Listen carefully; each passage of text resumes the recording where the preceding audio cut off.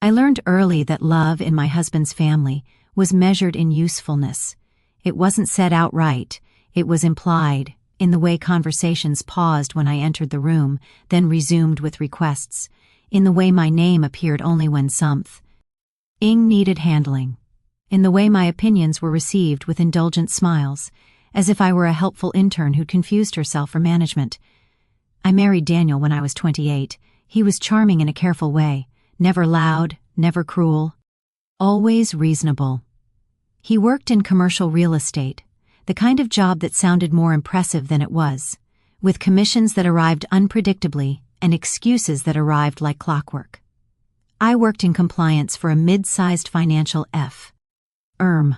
Boring, people said. Stable, I corrected. Stability was what Daniel admired most about me. At least that's what he told me in the beginning. His parents adored him. His mother, Mary Ann, spoke about his childhood as if it were a heroic journey she had personally authored. His father, Leonard, nodded along, silent but approving, as if Daniel's mere existence validated every decision Leonard had ever made. His younger sister, Claire, floated in and out of jobs and relationships, always Lan. Ding softly, always needing help. And then there was me, the woman who could fill out forms, read contracts, explain interest rates, the woman who didn't panic when money tightened, who knew how to stretch, how to plan, how to absorb. When Daniel's first big deal fell through 6 months into our marriage, I adjusted our budget without comment. When his commissions shrank, I covered the mortgage. When Claire needed help with rent just for a month, I wrote the check. When Mary Ann decided Daniel's childhood home needed renovations, I researched contractors and negotiated prices. "Thank God you're so good at this," Mary Ann said once, squeezing my hand as if I were a well-designed appliance. At Christmas, birthdays, Easter lunches, I sat at long tables where stories were told and retold, always centering Daniel's potential, Claire's struggles, Mary Ann's sacrifices. I listened. I refilled wine glasses. I washed dishes without being asked. I told myself this was what families did. I told myself that being needed was a form of belonging. At work, I kept meticulous records. It was part of the job. Compliance rewarded those who remembered dates, who archived emails, who could reconstruct decisions months or years later with precision. At home, I did the same thing without realizing it. I kept copies of bank transfers. I saved text messages. I filed away casual comments that didn't sit right. Daniel teased me about it. "You and your folders," he said, kissing my forehead. "Ways preparing for a trial." I smiled. Someone has to. The first time I felt something shift was small. A Sunday dinner at Mary Ann's. She was talking about Claire's latest plan. Starting a lifestyle brand, funded by a loan Daniel had co-signed. "It's such a relief," Mary Ann said, cutting into her roast, "knowing Daniel will always take care of family." She didn't look at me when she said it. No one did. I waited for Daniel to say something, to include me, to correct the assumption. He didn't. Later that night, I mentioned it lightly. "It sounded like you were solely responsible for supporting everyone." Daniel shrugged. "You know how she is. It doesn't mean anything." But it did. It meant I was invisible in the math of their live. Useful, but unnamed. Over the years, the sacrifices accumulated quietly. I passed on a promotion that would have required relocating because Daniel's work was about to take off. I loaned money to Leonard's failing side business because it LD looked bad with the family if I refused. I absorbed jokes about being the practical one, the serious one, the one who keeps Daniel grounded. At our 7th Christmas together, Mary Ann raised her glass and said, "To Daniel, who carries so moo on his shoulders." I smiled, because that was what I did. But something in me had already begun to count. The sentence that ended my marriage was spoken over dessert, in front of everyone. We were at Mary Ann's again, Christmas Eve.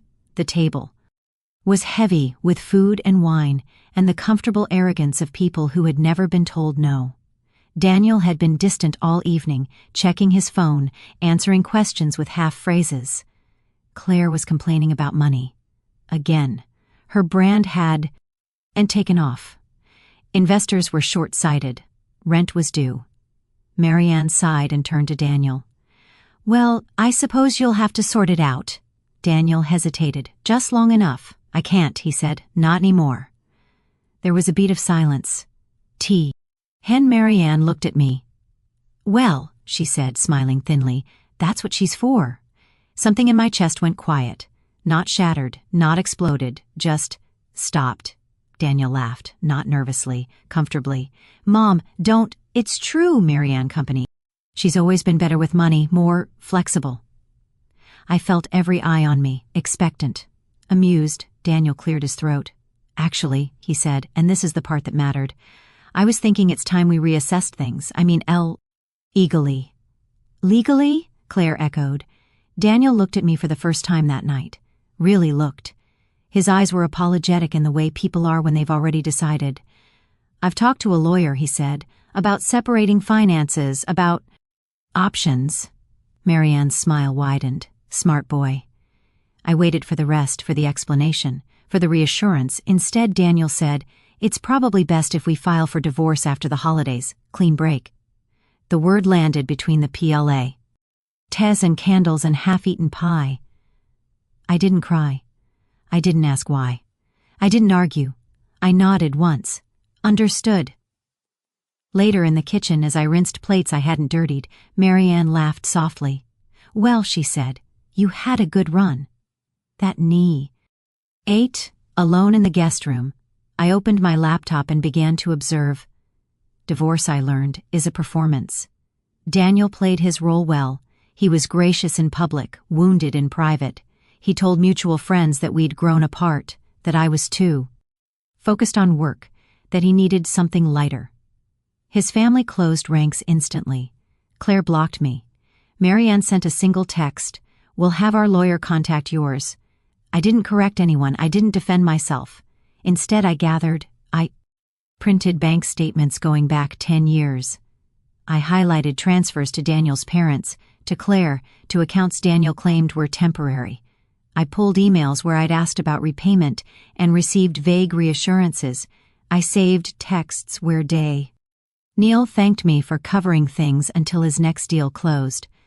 At work, I requested copies of my performance reviews, my salary history, the promotion I'd declined. I documented the opportunity cost of every sacrifice. Daniel filed first. He CLA. IMDA'd the house was primarily his investment. He claimed my income was supplemental. He claimed loans to his family were gifts. He was confident, overconfident. He'd always believed I handled things so he wouldn't have to understand them. Our RST mediation session was almost boring. His lawyer spoke smoothly. Daniel nodded along, occasionally glancing at me with something like regret. When it was my turn, I said very little. I'll need time to review, I said, and I'll be submitting documentation. Daniel smiled. Of course, take your time. At Christmas, a year later, I went out alone. A small restaurant near my apartment. I ordered simply. When the bill came, I handed over my card. The waiter paused, looked at the name. At me. Excuse me, he said quietly. Did you used to work with? I smiled politely. Yes. He nodded, impressed. I thought so. My sister talks about you all the time. You helped her with a case, changed her life. Something warm set. Lead in my chest. Behind me, at a corner table, I heard laughter I recognized. Daniel, Marianne, Claire. I didn't turn around. Court was quiet in the way serious places are. No drama, no raised voices. Daniel's lawyer presented their case first. He spoke about contributions, about intent, about traditional roles. He painted Daniel as the visionary, me as the administrator. When it was my turn, I stood and handed the judge a folder. Then another, then another. I spoke calmly. Dates, Amon. TS signed agreements. Emails where Daniel acknowledged loans. Messages where Marianne promised repayment. Contracts Daniel hadn't read but had signed. The judge's eyebrows rose incrementally. That was all. Daniel shifted beside his lawyer. For the first time, he looked uncertain. I saved the last piece for the end. An email from Daniel, sent 3 days before Christmas years ago. Thank you for handling the transfer. I don't know what we'd do without you. You're basically carrying us all. The judge read it twice. The ruling was thorough, precise, unemotional. The house was declared a joint asset, the gifts reclassified as loans, interest applied, repayment scheduled. Daniel's attempt to shield family assets was denied, his credibility noted as inconsistent. Marianne's lawyer requested a recess. Claire cried. Daniel stared straight ahead. The judge looked at me. Is there anything further? I shook my head. No, Your Honor. Outside, Daniel tried to speak to me, a prologue. Explain, I listened. Then I said, please don't contact me again, and walked away. The consequences unfolded quietly. The house sold, debts repaid, relationships dissolved under the weight of their own assumptions. I took the promotion I'd once declined. I moved to a place with light and space and no echoes. Sometimes I thought about the girl who believed sacrifice was love. I didn't blame her. She did the best she could with what she knew. Now, I knew better. On Christmas Eve, yay. Hours later, I returned to that same restaurant, ordered the same meal, paid with the same card. The waiter smiled. Good to see you again. I smiled back, and for the first time nothing was being taken from me.